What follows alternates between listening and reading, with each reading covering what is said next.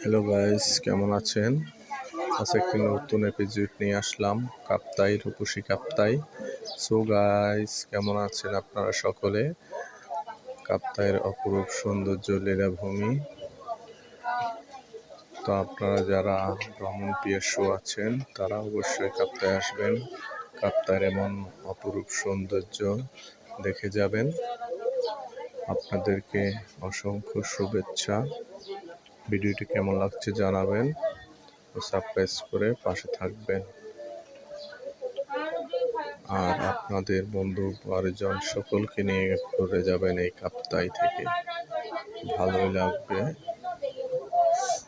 অপরূপ সৌন্দর্য লীলাভূমি কাপ্তাই।